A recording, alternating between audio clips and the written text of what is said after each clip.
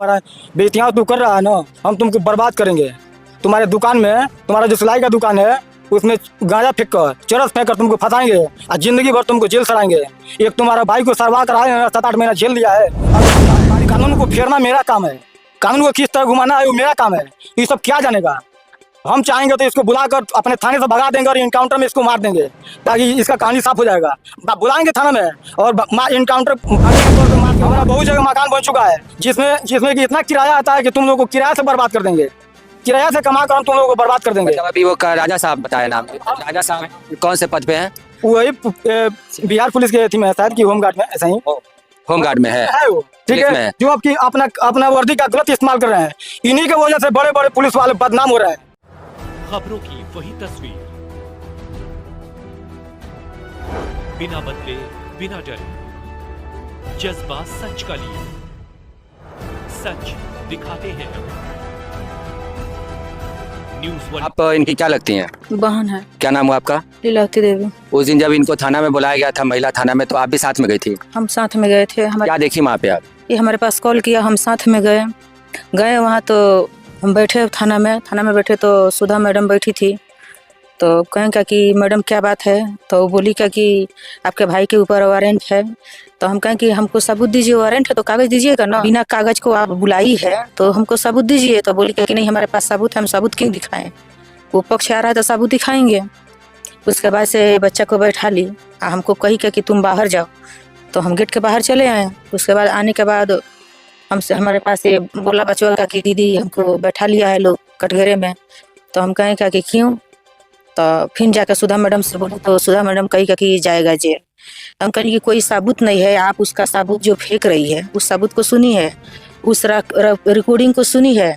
तो बोली सुधा मैडम कि हम सुने हैं, तुम क्या चाहती है, तुम भी जेल जाएगी भाई के साथ? हम अच्छा, मतलब आपको भी जेल जाने की धमकी दे रही है? हमको भी धमकी दी। तो हम कहें कि हम क्या जुर्म में जाएंगे जेल, भाई हमारा है, बुलाया है तो हम आए हैं। क्यों, हम इसकी बहन है तो अपने भाई में नहीं जाएंगे? हम नहीं जाएंगे। तो बोली क्या कि तुम अपने भाई का पक्ष ले रही है। तो हम कहें कि सुनिए ऐसा बात है तो आप हमको भी जेल डाल दीजिए।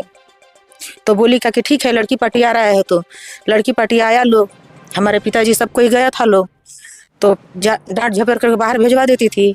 जितना समय तक लड़की नहीं आई थी उतना समय तक कोई कागज पत्र, कोई वारंट नहीं बना था, कोई एफआईआर नहीं हुआ, कुछ नहीं हुआ था। एकदम सीधे इसको वहाँ बंद, हाजत में बंद कर दिया था लोग बिना सबूत के।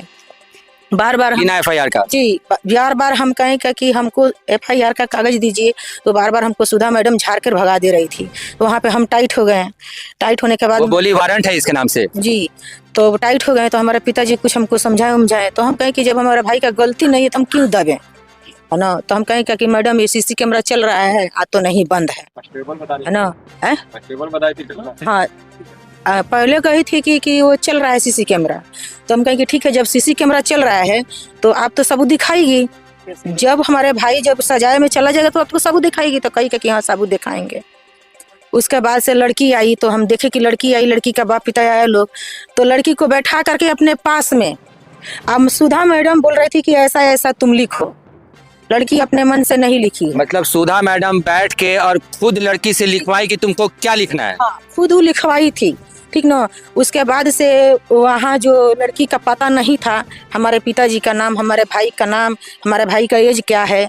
तो इसमें जो राजा शाह है अगुआ, तो कुछ दिन पहले, 2 दिन पहले आए थे। आकर के पूरा मोहल्ला में हमारा एड्रेस लेकर के चले गए। हमारे पिताजी का नाम अच्छे लाल शाह था लेकिन वहाँ छोटे लाल लिखाया गया था। अच्छा, पिताजी का नाम गलत लिखाया गया है, अभी भी गलती है। तो जब लड़की लिखो दी सब कुछ, तब हम कहें कि बाबू चलेगा घर। तो उससे पूछेगा कि सुधा मैडम जी आप घर भेजिए बेचा को, तो नहीं वो जेल जाएगा। हम कहें काहे जेल जाएगा, आप किस सबूत में, किस जुर्म में रख रही है? तो कह रही है कि लड़की का बलात्कार किया है, लड़की का कपड़ा फाड़ा है, पीछे पकड़ाएगा। हम कहें कि तो सबूत दीजिए ना, आप सबूत दीजिए। जब आप ले जा रही है तो हमारे पास तो सबूत है, आप भी सबूत दीजिए। तो हम कहें कि हमारे पास तो रिकॉर्डिंग है, सब कुछ है, तो आप हमारा काहे नहीं सुन रही है? अब वो लड़की को बुला करके आप लिखवा रही है। तो शाम हो गया सर, तो हम लोग चले आए वहाँ से। सुबह में गए तो बच्चा जेल चला गया था, वहाँ चला गया था बेतिया। उसके बाद वहाँ से हम आए तो फिर दोबारा सुधा मैडम से कहें कि मैडम मोबाइल दीजिए। करे कि मोबाइल नहीं देंगे, बहुत हमको कुछ उल्टा पलटा बोली। तब हम कहें कि मोबाइल अपना ले लिए थे, रिकॉर्डिंग में चालू कर दिए थे। वहाँ हमारा भी थोड़ा था गलती हुआ था कि उनको सबूत पकड़ने के लिए तो हम कहें कि मैडम आप सीसी कैमरा का हमको सबूत चाहिए, हमारे वकील साहब मांगे हैं। तो कह रही है क्या कि सीसी कैमरा बंद है। तो हम कहें कि आप तब कल काहे काहे बोली क्या कि सीसी कैमरा चालू है, कल नहीं ना बोलना चाहिए। तो कह रही है सुधा मैडम कि तुम ढेर तेज हो गई है, तुम्हारा तेजी सब निकाल देंगे हम। तो हम कहें कि आप क्या तेजी निकालिएगा, उस समय देखिएगा हम क्या करेंगे। अच्छा, ये आपने कहा जी। उसके बाद से हमको मोबाइल नहीं दी, बच्चा को मोबाइल रख ली थी।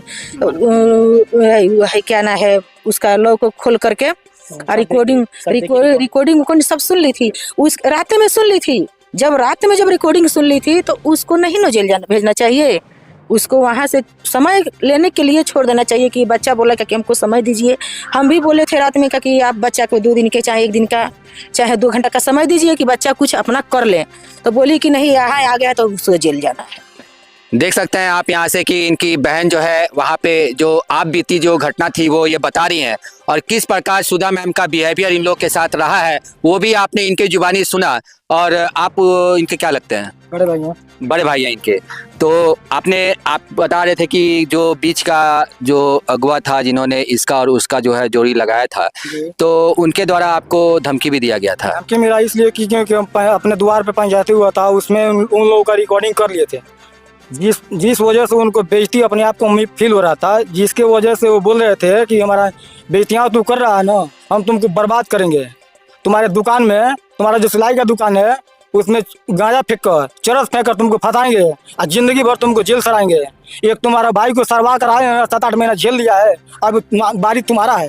मतलब ऐसे वो धमकी दी? जी, ऐसे वो धमकी दी है। आप कहाँ पे अपना दुकान चलाते हैं? हमारा दुकान पटथली है, देवी टेलर्स। क्या नाम हुआ आपका? हमारा नाम राजकिशोर कुमार है। देख सकते हैं आपकी इस तरह खुलेआम तरीके से धमकी देना, कहीं ना कहीं देखा जाए तो इसमें दबंगई दिखाया जा रहा है, क्योंकि इनको तो उन्होंने जेल भिजवा दिया, तो साथ साथ इनको भी धमकी दिया जा रहा है कि अब वो तो 8 महीना सर क्या है, अब तुम्हारी बारी है। और बात है, उन्होंने ये भी बोला है कानून को फेरना मेरा काम है, कानून को किस तरह घुमाना है वो मेरा काम है। ये सब क्या जानेगा। हम चाहेंगे तो इसको बुलाकर अपने थाने से भगा देंगे और इनकाउंटर में इसको मार देंगे, ताकि इसका कहानी साफ हो जाएगा।